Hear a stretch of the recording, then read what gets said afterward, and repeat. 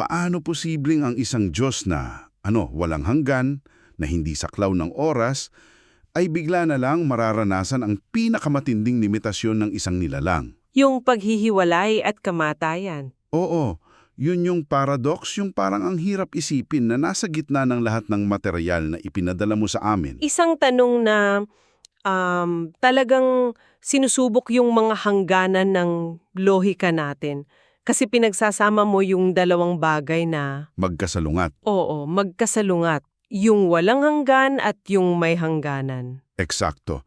Kaya naman ngayon, susubukan nating himayin ng masinsinan ang laman nitong sulating teologiko na pinadala mo. Tinitignan nito ang kalikasan ng anak ng Diyos, yung papel niya bilang tagapagmana, at binibigyan ng matinding diin kung bakit yung pagiging Diyos niya, hindi lang isang mataas na nilalang, ay yung pinakasusi. Yung pinaka-core, kumbaga, ng buong konsepto ng pag-ibig at kaligtasan. Tama. Ang misyon natin na yun ay i-unpack itong mga komplikadong ideya para maintindihan natin kung bakit, para sa may akda nito, yung linya sa pagitan ng manilikha at nilikha ay hindi pwedeng malabo. Hindi pwedeng i-blur. Sige, game na. Okay, simulan natin sa pinaka-foundation. Yung unang puntong talagang idinidiin dito sa binasa natin ay yung pagka-Diyos at kawalang hanggan ng anak. Siyempre, babanggitin natin yung kilalang talata sa 1:1. Sa pasimula ay ang salita at ang salita ay Diyos. Pero yung paliwanag dito ay mas malalim pa. Oo, kasi yung konsepto natin ng matagal ay nakabase pa rin sa oras, di ba? Oo. Ang sinasabi ng source, hindi lang siya matagal ng umiiral. Ang mismong konsepto ng panahon at espasyo. Nasa loob niya. Umiiral sa loob niya. Parang siya yung operating system, hindi lang isang program na tumatakbo sa loob ng system. Siya yung nagpapanatili sa lahat ng bagay na umiral. Okay. Gets ko yung analogy. Ibig sabihin, hindi siya saklaw ng mga batas ng kalikasan na nilikha niya. Kasi nauna pa siya sa mga yun. Exactly. So, parang siya yung game developer na hindi apektado ng game physics na ginawa niya. Pwede siyang pumasok sa laro, pero hindi siya ordinaryong player lang. Ganyang-ganyan ang punto. At dito, nagiging specific yung source material mo. Dahil mukhang original na isinulat sa Korean, ginagamit nito yung isang napakatumpak na salita, bonche o bonch. Bonche. Anong ibig sabihin yan? Hindi lang ito basta pagkatao o identity. Ang ibig sabihin nito ay yung pinaka-esensya, yung mismong DNA, kumbaga, ng pagka-Diyos. Yung mismong stuff na bumubuo sa Diyos? Oo. Kaya sinasabi ng source na kung alisin mo ang anak, para mo na ring inalis ang Diyos mismo. Hindi sila dalawang magkaibang nilalang. Iisang kalikasan lang sila. Okay. Malinaw yung pundasyon na yan. Siya ay Diyos, kapantay ng Ama, at umiiral sa labas ng oras. At diyan ako napaisip habang binabasa ko to. Kung ganun pala sila kaisa at kapantay isang perfectong walang hanggang being, paano mo ngayon ipapasok sa kwento yung konsepto ng paghihirap, ng sakripisyo, ng krus? Parang hindi tugma. Parang hindi tugma. At yun mismo yung sinasagot ng susunod na punto ng source mo. Yan yung aabangan mang plot twist, diba? Dito na nagiging napakahalaga kung ang anak ba ay manlilikha o isang nilikha lang. Oh. Ang argumento ng source ay umiikot sa konsepto ng halaga, yung value ng sakripisyo. Halaga? Ganito ang paliwanag niya. Kung ang Diyos ay lumikha lang ng isang perpektong anghel o isang perpektong tao para mamatay para sa kasalanan ng lahat, Parang nag-print lang siya ng pambayad. Isang transaksyon. eksakto, isang transaksyon, isang utos. Okay, kailangan ng bayad, heto ang bayad. Oo, kailangan ng isang perpektong buhay para pagbayaran nito, kaya lilikha ako ng isang perpektong buhay para ihandog.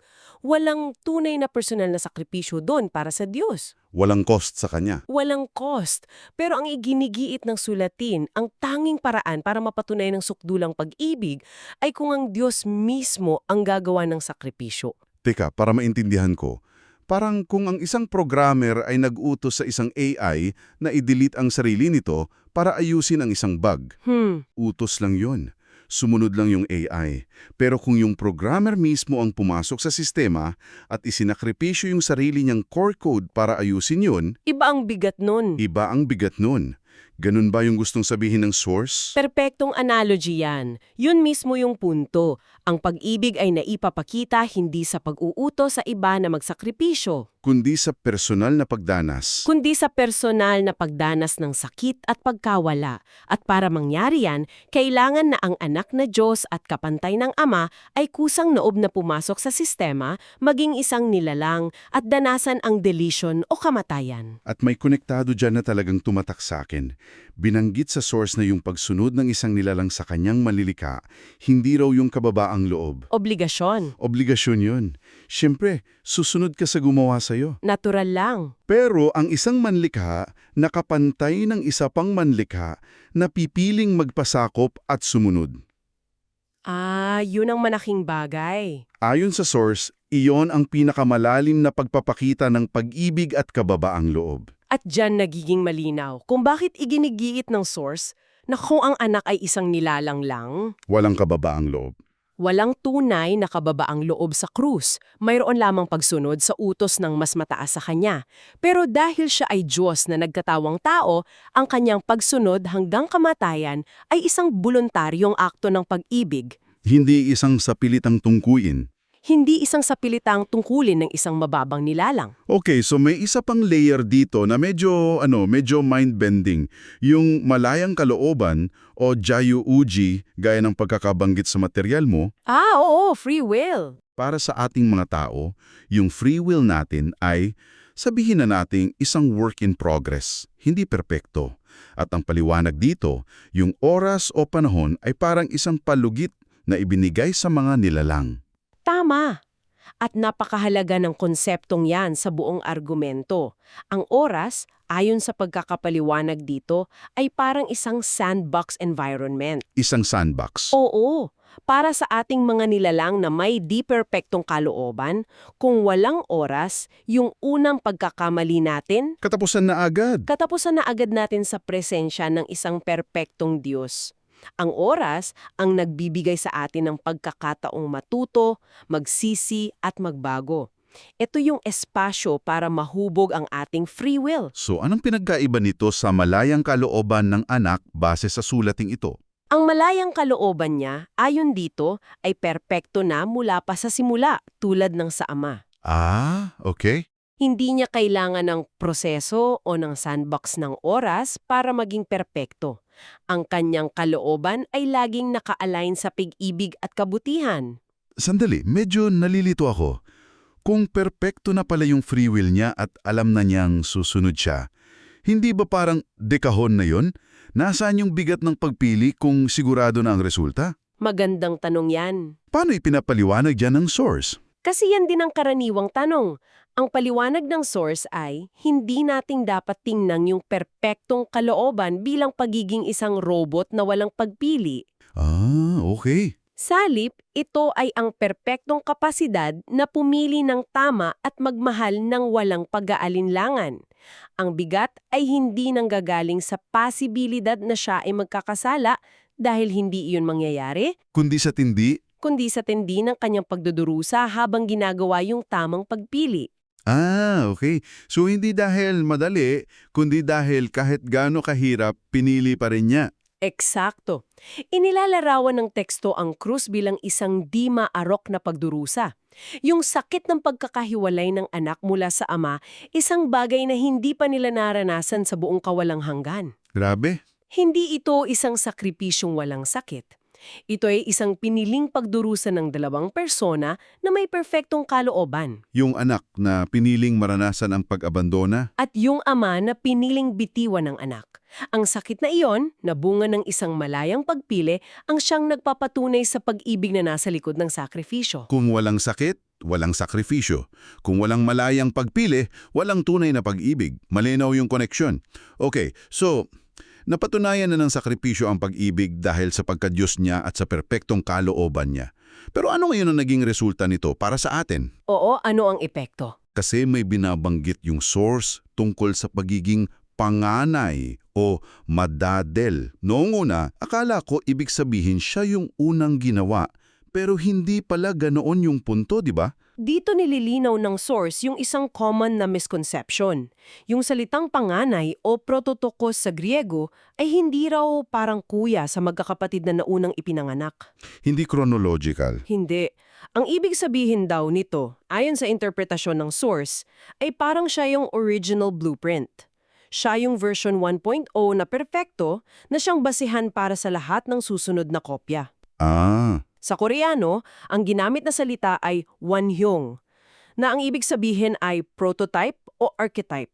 so hindi siya yung unang nilikha, kundi yung unang naging ganap na nilalang. Tama. Siya yung nagpakita kung ano ang itsura ng isang nilalang na may perpektong malayang kalooban na namumuhay sa perpektong pagsunod. Yan mismo. Siya ang naging huwaran. Ipinakita niya na posible para sa isang may katuwang nilalang na mabuhay ng walang kasalanan. Okay?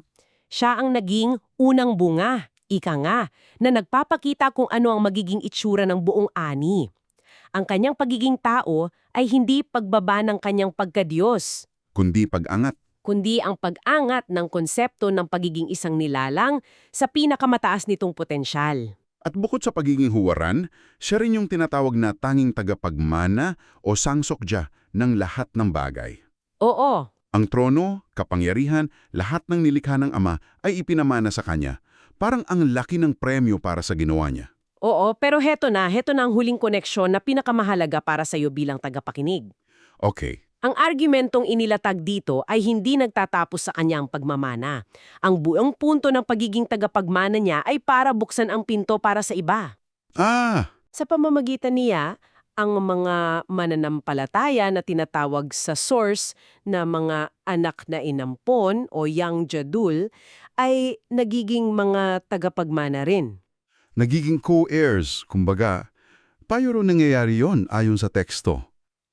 Binalik-balikan sa material mo yung ideya na ito ay isang proseso ng pagbabago. Isang proseso. Oo. Una, sa pamamagitan ng pananampalataya, tinatanggap nila yung pangalan ng anak. Ikalawa, sinusunod nila yung landas na tinahak niya. Yung landas ng krus. Yung landas ng krus, ng pagsasakripisyo sa sarili para sa iba. At ikatlo, sa prosesong iyon, sila ay unti-unting binabago sa kanyang wangis sa tulong ng banal na espiritu. Ah, okay. Sa madaling salita, yung mana ng panganay ay ibinabahagi sa mga nagiging katulad niya.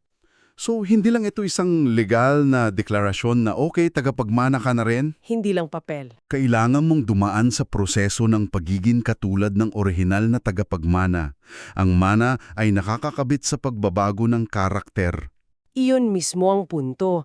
Ang kanyang pagiging tagapagmana ay hindi para sa sarili niya lang, kundi para magkaroon ng isang pamilya ng mga tagapagmana. Para sa marami. Ang kanyang tagumpay ay nagiging daan para sa tagumpay ng marami. Grabe. Bilang paglalagong, based sa source na ito, yung pagiging walang hanggan at pagkadyos ng anak. Hindi lang siya isang abstraktong doktrina na pinagtatalunan ng mga teologo sa isang classroom. Hindi lang pang seminaryo. Hindi. Ito pala ang mismong pundasyon ng lahat. Ito ang dahilan kung bakit may bigat ang pag-ibig ng Diyos sa krus. Ito ang nagbigay sa atin ng blueprint para sa kung ano ang dapat nating kahinatnan.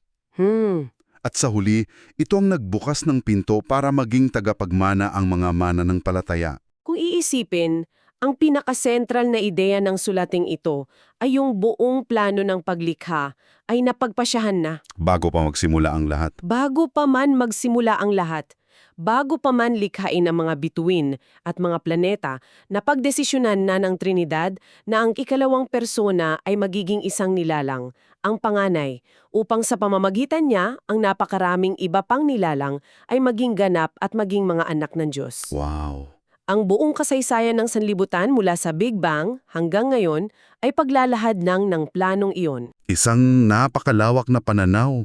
Mula sa kawalang hanggang bago pa magkaoras, hanggang sa epekto nito sa bawat isa sa atin ngayon. Okay, so heto ang iiwan naming tanong para pag-isipan mo. Paulit-ulit na binabanggit sa source na ang Diyos ay Diyos ng mga umiiral at ng mga hindi pa umiiral.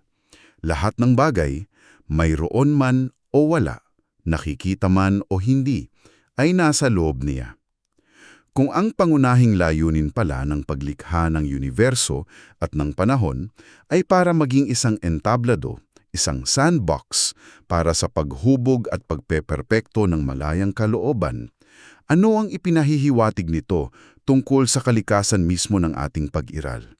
Ang ating kasalukuyang realidad ba, kasama ang lahat ng pagsubok at tagumpay nito, ay isang pagsasanay lamang para sa isang mas dakila at spiritual na yugto ng pag-iral?